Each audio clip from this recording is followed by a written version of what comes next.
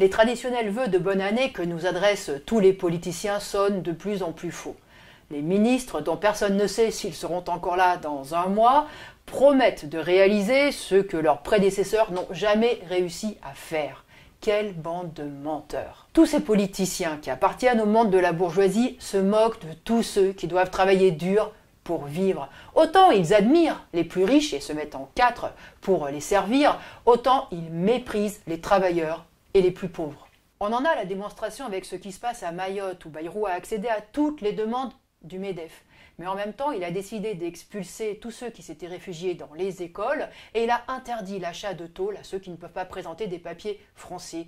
Où sont-ils censés dormir? Sous la pluie? Dans la boue? Le même mépris de classe s'exprime ici. À partir de maintenant, les allocataires du RSA seront tous forcés de travailler 15 heures gratuitement. Que la plupart de ces allocataires soient des mères isolées ou des personnes malades trop usées pour pouvoir travailler, ça le gouvernement le sait très bien, mais ça ne l'empêchera pas de les radier du RSA. Pour les donneurs de leçons qui nous gouvernent, les dizaines de milliers de licenciements qui sont programmés dans les grands groupes capitalistes ne sont même pas un sujet. Et quand demain le chômage battra à nouveau des records, ils nous expliqueront qu'il y a trop de chômeurs qui ne veulent pas travailler. De toutes les promesses faites par les politiciens, il y en a une qu'ils tiendront.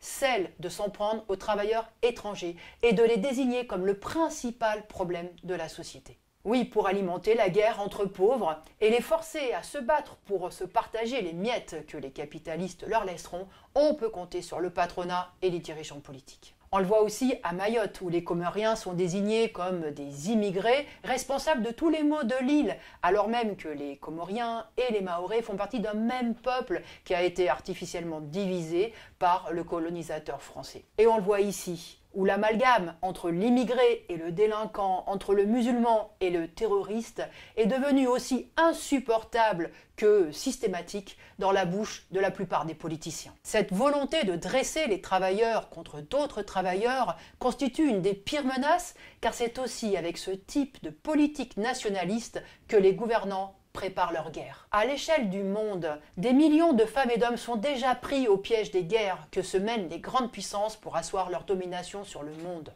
En Afrique, des millions de femmes et d'hommes ont passé le nouvel an dans des camps.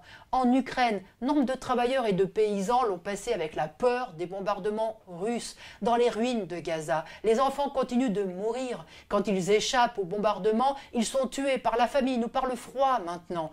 Et disons-nous bien que nos vies ne valent pas plus que les leurs pour les dirigeants de ce monde. Alors ce que l'on peut se souhaiter pour 2025, c'est que les travailleurs se servent de leur force, de leur rôle indispensable dans l'économie pour défendre leurs intérêts et pour mener la lutte contre la classe dirigeante, une classe de rapaces et d'irresponsables vis-à-vis de la société, une classe dont la domination est une insulte pour l'intelligence et la dignité humaine.